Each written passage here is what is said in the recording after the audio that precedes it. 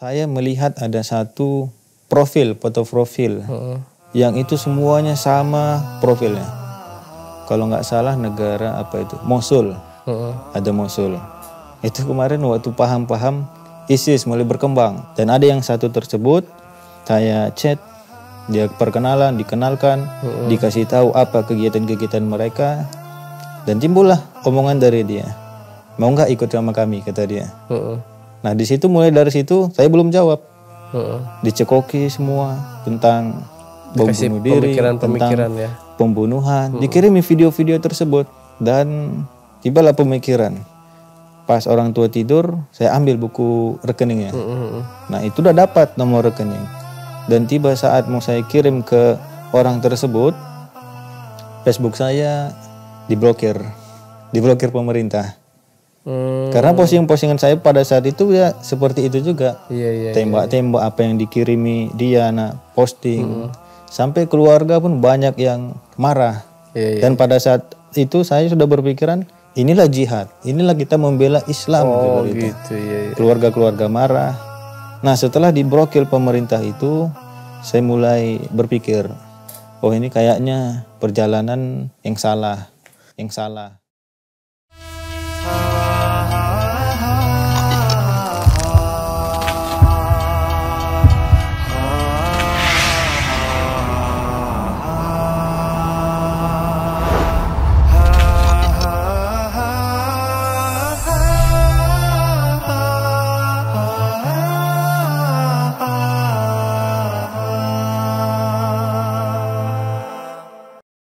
Bismillahirrahmanirrahim.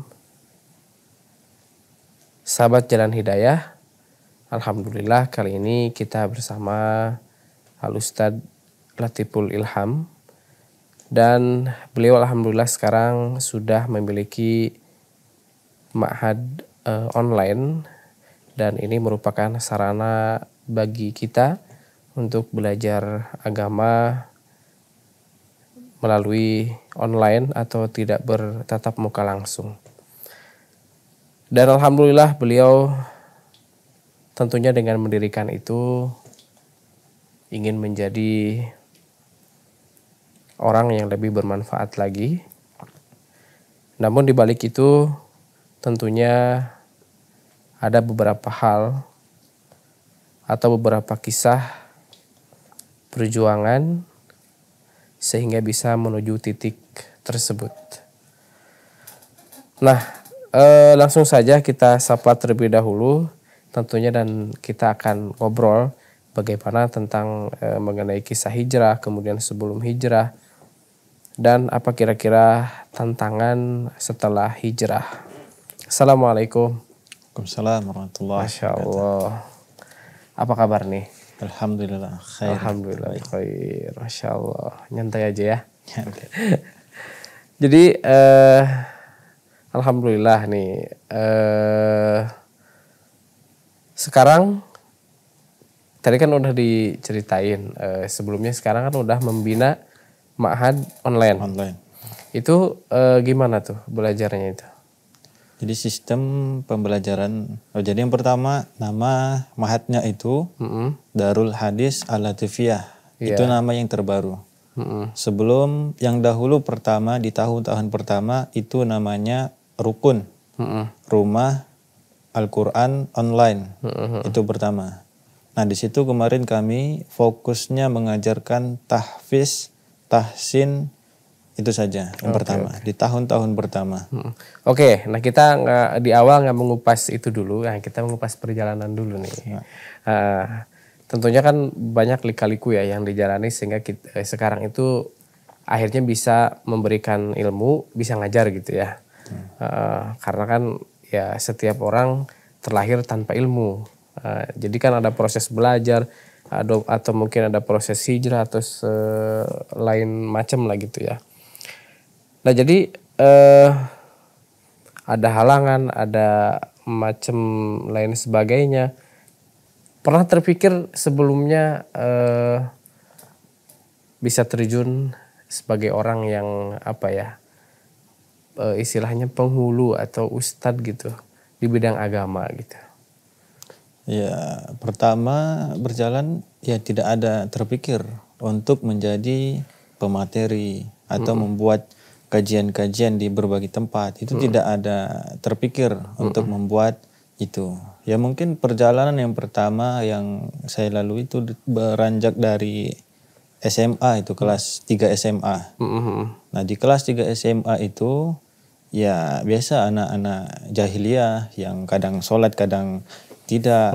Dan pada saat itu terbenak sedikit di hati orang-orang sholat ke masjid. Iya. Kesana ke masjid, rajin ke masjid. Dan saya seorang Islam gitu. Kenapa nggak ke masjid ikut orang itu? Iya. Nah mulai dari situ terpikir. Dan mulailah terbenak. Dan saya katakan sama mama saya, orang tua. Mak belilah baju gamis. Belilah baju gamis biar ada baju untuk ke masjid gitu. Nah setelah dibeli orang tua saya dan diberikan kepada saya, nah dari situ mulai timbul rasa hati ingin selalu ke masjid. Itu mulai sejak 3 SMA. Mulai 3 SMA. 3 SMA. Tapi basic keluarga? Basic keluarga awam. Tetapi orang tua sholat, tetap sholat. Oh gitu. Orang tua tetap sholat. Akan tetapi ya di masa-masa itu ya apa namanya teman-teman juga ada yang sholat, ada yang tidak. Iya maksudnya di keluarga bukan yang basic ada agama, keturunan kiai, ustaz segala macam gitu. Bukan. Ya. Ya Islam orang awam gitulah namanya. Iya. Berarti mulai dari kelas 3. Kelas 3 SMA. Mulai kelas 3 SMA dan mulai ada baju untuk sholat. Nah itu dia. Nah mulai dari situ saya beranjak ke masjid. Aneh lah ke masjid. Semenjak itu ya merasa lebih tenang daripada sebelumnya. Dan selang beberapa lama saya ke masjid, ada orang yang mendatangi saya. Setelah sholat kan saya tidak langsung pulang ke rumah. Akan tetapi di situ baca buku, baca Al-Quran yang ada di masjid itu. Nah pada saat itu ada satu, kalau saya panggil dia om gitu. Ada om itu menjumpai saya. Udah kelas berapa sekarang gitu? Kelas 3 SMA. Kelas 3 SMA. Apa kegiatan hari Sabtu katanya? Hari Sabtu nggak ada om gitu. Ayolah ke masjid kata dia. Masjid di sana. Ada di sana. Nanti kita di sana belajar agama, belajar ini. Bukan pertama saya menolak. Karena terkejut gitu. Tiba-tiba langsung diajak ke sana, kenapa ini gitu. Kenapa ini?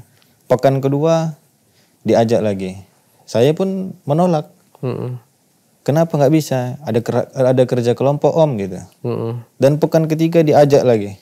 Padahal betul ada kerja kelompok itu. Ya mungkin ada kemarin itu. Saya pun lupa.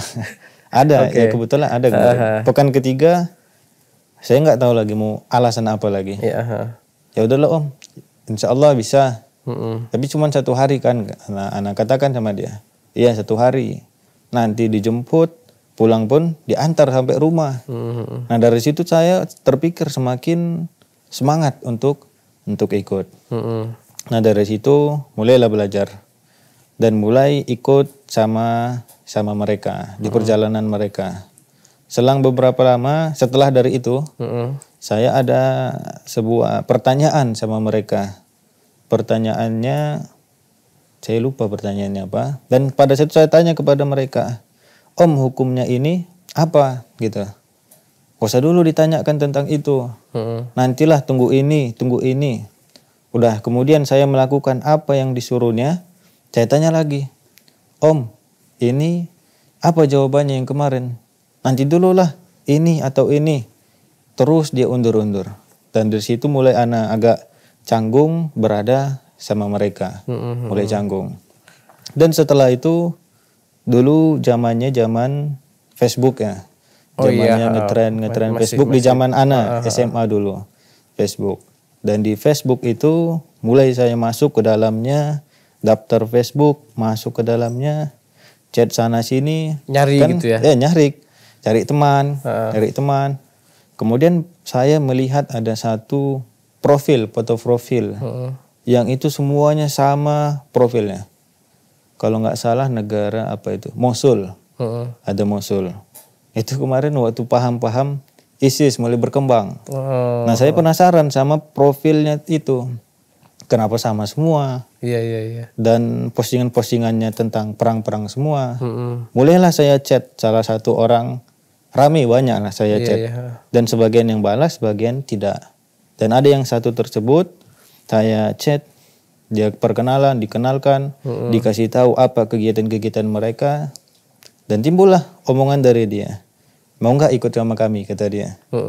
Nah di situ mulai dari situ saya belum jawab. Dicekoki semua tentang bom bunuh diri, tentang ya. pembunuhan. Dikirimi video-video tersebut.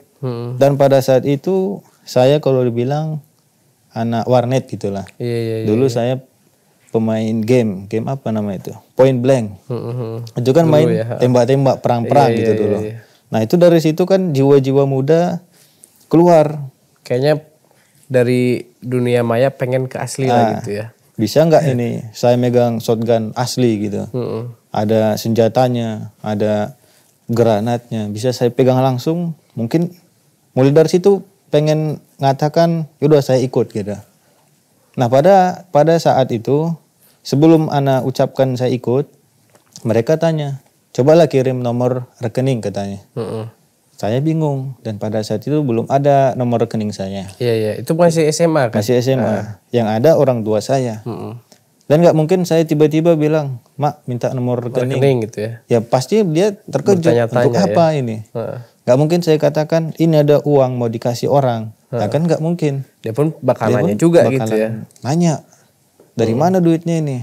Halal nggak? Mungkin seperti itu ditanya pada saat itu. Nah di situ mulai bingung. Dan tibalah pemikiran. Pas orang tua tidur, saya ambil buku rekeningnya. Nah itu udah dapat nomor rekening. Dan tiba saat mau saya kirim ke orang tersebut, Facebook saya diblokir pemerintah. Karena postingan saya pada saat itu ya seperti itu juga. Tembak-tembak apa yang dikirimi dia posting. Sampai keluarga pun banyak yang marah. Dan pada saat itu saya sudah berpikiran inilah jihad, inilah kita membela Islam seperti itu. Keluarga-keluarga marah. Nah setelah diblokir pemerintah itu, saya mulai berpikir, oh ini kayaknya perjalanan yang salah. Tapi sebelum menyadari perjalanan yang salah kan keluarga itu pada marah gitu ya. Itu awalnya menanggapi kemarahan keluarga gimana? Diam saja. Iya, maksudnya menganggap mereka karena belum tahu gitu. Ya mungkin seperti itu. Karena saya beranggapan mereka masih baru belajar gitu. Saya anggap mereka baru belajar, padahal saya yang baru belajar gitu. Dan mungkin dalam benak saya pada saat itu inilah kebenaran. Orang itu mensalahkan apa yang sudah benar. Nah seperti itu yang dalam pikiran saya.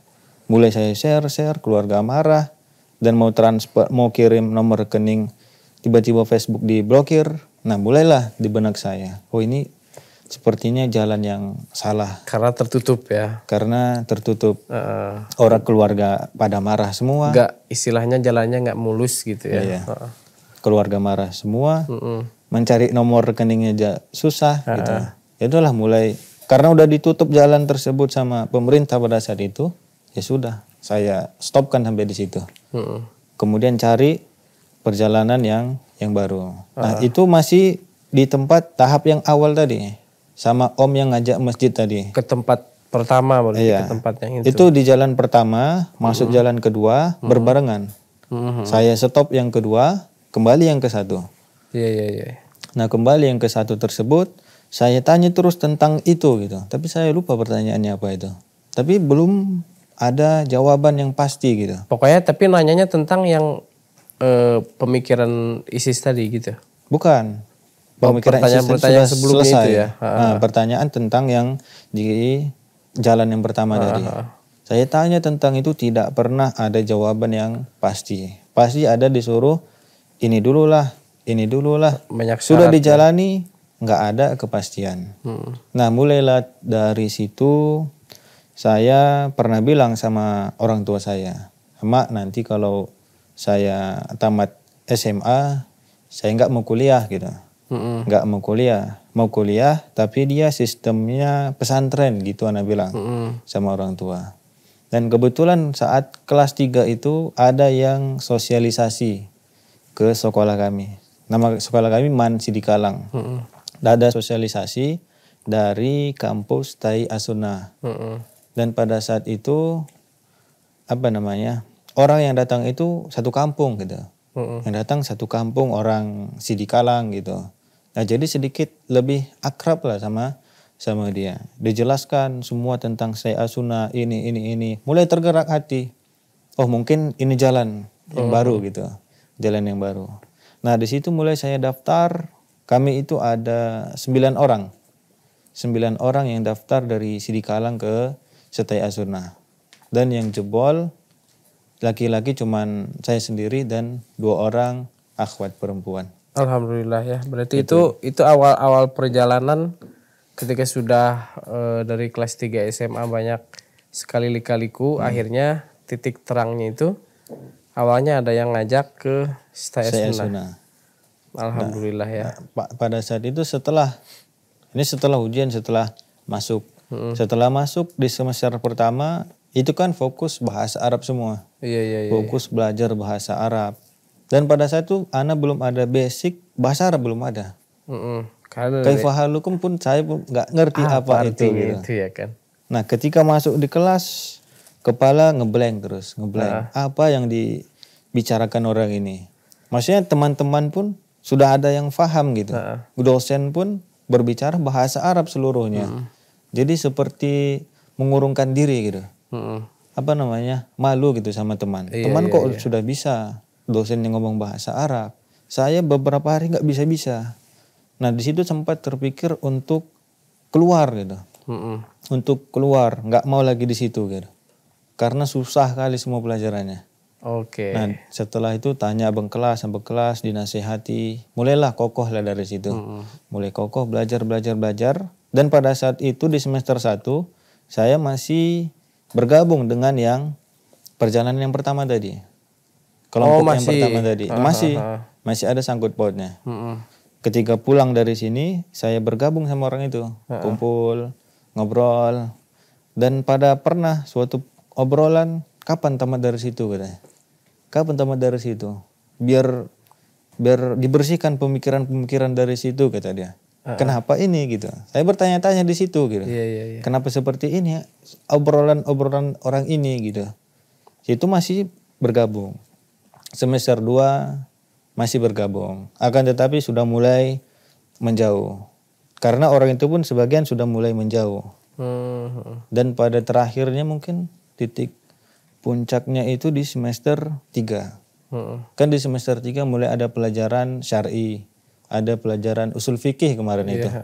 Ada pelajaran usul fikih dan pada saat itu saya menemukan suatu kaidah al-aslu fil ibadah al-hajru fal yusra'u minha illa ma syara'ahu Allahu wa rasuluh di dalam kitab itu. Yang artinya hukum asal ibadah adalah terlarang dan tidak disyariatkan darinya kecuali apa yang disyariatkan Allah dan Rasulnya. Nah itu yang membuat saya terdiam sejenak ketika membaca itu. Kemudian setelah saya berpikir, bagusnya saya reset ulang semua ibadah-ibadah yang saya lakukan. Apa sesuai dengan kaidah itu atau tidak gitu ya? Semua ibadah, dari sholat, dari puasa, dari berzikir, dari seluruh ibadah-ibadah yang pernah saya lakukan, reset ulang semua. Cari dulu dalilnya, baru diamalkan. Nah mulai dari situ. Hasilnya kena di kelompok yang satu tadi. Saya kembali ke tempat itu, kemudian saya ngobrol sama orang itu. Saya sampaikan kaidah itu sama orang itu. Mereka menolak gitu. Dan saya pun terkejut. Orang ini belajar agama lama. Tapi kok menolak kaidah ini gitu. Nah saya banding-bandingkan seluruhnya. Amalan mereka itu pernah saya tulis itu di kertas. Di buku saya tulis. Saya banding-bandingkan. Kelompok ini amalannya apa gitu. Oh di sini nggak sesuai sama kaidah ini. Coret. Ini nggak sesuai sama kaidah ini. blacklist. Ini nggak sesuai. Akhirnya karena banyak yang nggak sesuai, udah blacklist semua. Oke. Cari jalan yang baru gitu.